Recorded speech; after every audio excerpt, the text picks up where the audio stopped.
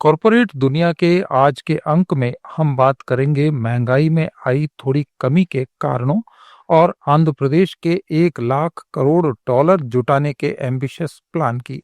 लेकिन शुरू करेंगे निवेशकों की वेल्थ में बढ़ोतरी की अच्छी खबर से।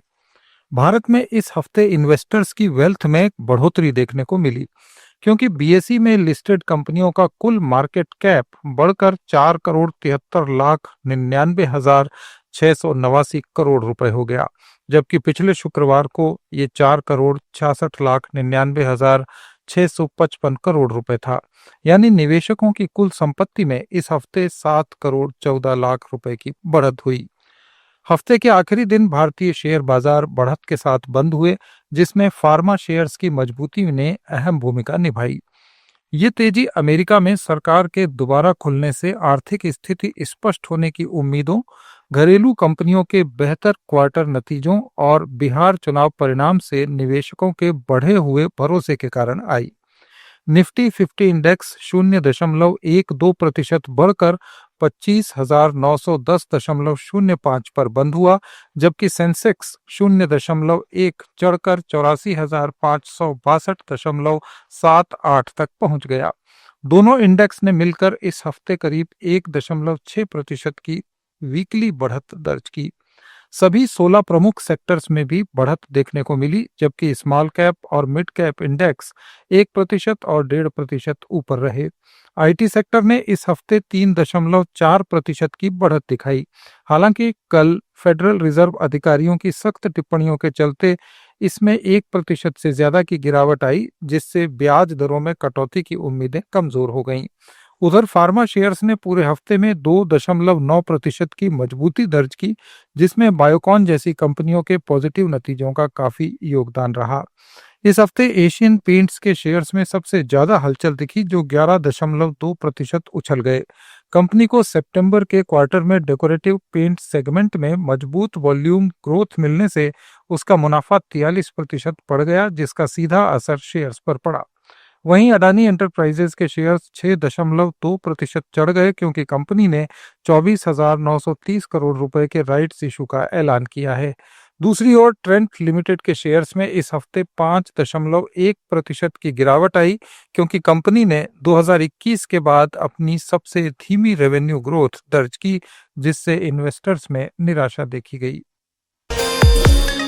आंध्र प्रदेश सरकार का लक्ष्य अगले 10 वर्षों में 1 लाख करोड़ डॉलर का इन्वेस्टमेंट जुटाने का है। इसमें कंपनियों के लिए रकम जुटाने में लाल फीताशाही खत्म करने के लिए एस्क्रो अकाउंट जैसे कदम शामिल हैं। विशाखापट्टनम में आयोजित 30वें CII साझेदारी सम्मेलन में सरकार ने कहा कि राज्य के इनोवेटिव प्रयासों में 2 वर्षों में भारत को पहली ड्रोन टैक्सी पेश करने की योजना भी शामिल है। इस समारोह में मुख्यमंत्री एन चंद्रबाबू नायडू ने कहा कि आंध्र प्रदेश इन्वेस्टर्स के लिए एस्क्रो खाता प्रणाली पेश करने वाला पहला राज्य बनेगा। उन्होंने कहा कि आपके MOU करते ही एस्क्रो अकाउंट खुद से बन जाएगा और बैंक के जरिए उसी वक्त रकम जारी कर दी जाएगी। इसके लिए किसी अधिकारी या इन्वेस्टर से संपर्क करने की जरूरत नहीं होगी। जरूरत पड़ने पर सरकार सॉवरेन गारंटी देने को भी तैयार है। Andhra university college of engineering में आयोजित 72 देशों के इस सम्मेलन में प्रतिनिधियों से नायडू ने कहा कि भारत की पहली ड्रोन टैक्सी अगले 2 साल में आंध्र प्रदेश में शुरू हो जाएगी। इस परियोजना का विवरण हालांकि अभी पूरी तरह नहीं दिया गया है। पिछले 18 महीनों में आंध्र प्रदेश को 20 अरब डॉलर के इन्वेस्टमेंट के कमिटमेंट मिले हैं, जिससे 20 लाख रोजगार के मौके पैदा होंगे। चंद्रबाबू नायडू ने कहा कि नया लक्ष्य 3 साल में 500 अरब डॉलर के निवेश का है, जिससे रोजगार के 50 लाख मौके पैदा होंगे और अगले दशक में 1 लाख करोड़ डॉलर के इन्वेस्टमेंट का सरकार का बड़ा विजन है। अडानी ग्रुप अगले दशक में आंध्र प्रदेश में 1 लाख करोड़ रुपए का निवेश करने वाला है। करण अडानी ने आंध्र प्रदेश निवेशक सम्मेलन में कहा कि ये निवेश बंदरगाहों, सीमेंट, डेटा सेंटर्स, एनर्जी और उन्नत मैन्युफैक्चरिंग में होगा। ये पहले से इन्वेस्टेड 40,000 करोड़ रुपए के अलग होगा। अडानी ने कहा कि आंध्र प्रदेश में ग्रुप की मौजूदा प्रोजेक्ट से अब तक 1 लाख से ज्यादा लोगों को नौकरियां मिल चुकी हैं। नए प्रोजेक्ट्स के शुरू होने से बड़े पैमाने पर और रोजगार पैदा होंगे। भारतीय वस्तुओं पर 50% अमेरिकी टैरिफ से व्यापार मोर्चे पर जारी तनाव के बीच रिजर्व बैंक ऑफ इंडिया ने एक्सपोर्टर्स के लिए राहत उपायों की घोषणा की है। इन उपायों में कुछ प्रभावित क्षेत्रों पर कर्ज चुकाने का बोझ कम होगा और निर्यात ऋण के भुगतान में सहूलियत मिलेगी। एक अधिसूचना में रिजर्व बैंक ने 31 मार्च 2026 तक निर्यात से पूर्व और निर्यात के बाद वितरित एक्सपोर्ट क्रेडिट की अधिकतम अवधि 270 दिन से बढ़ाकर 450 दिन कर दी है।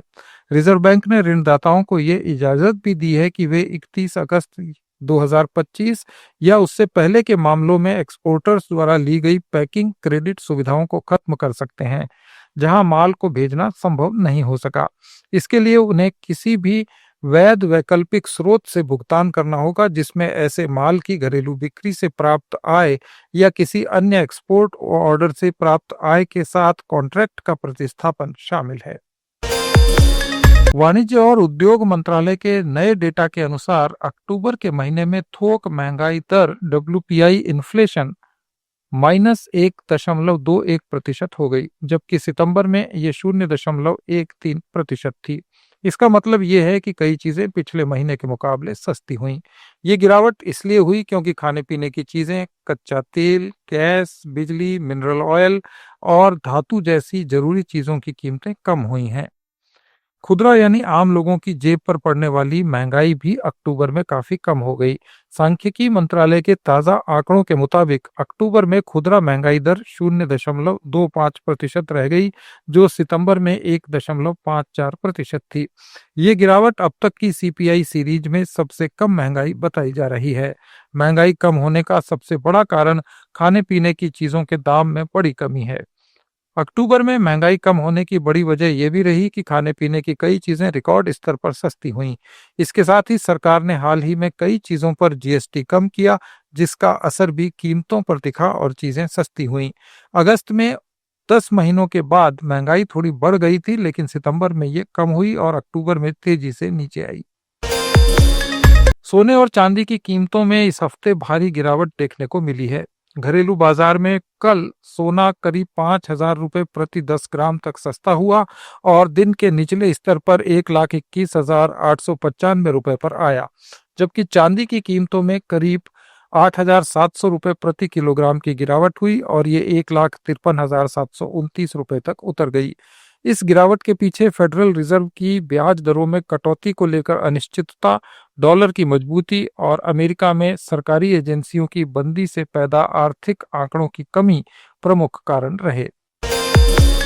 ये थे कॉर्पोरेट जगत के आज के कुछ अपडेट्स। जुड़े रहिए लेट्स माइक के साथ।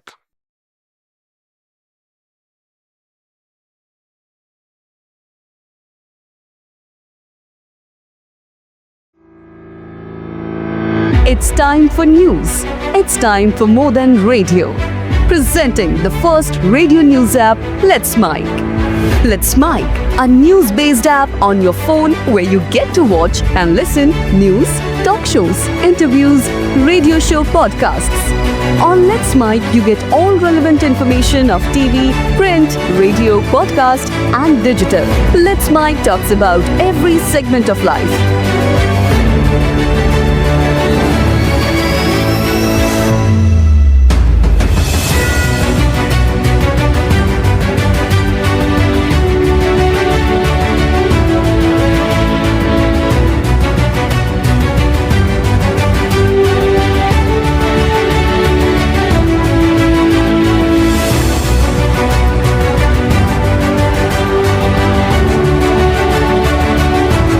Let's Mic is not just a revolutionary idea. Download the app now from Play Store. Available both on Android and iOS mobile phones.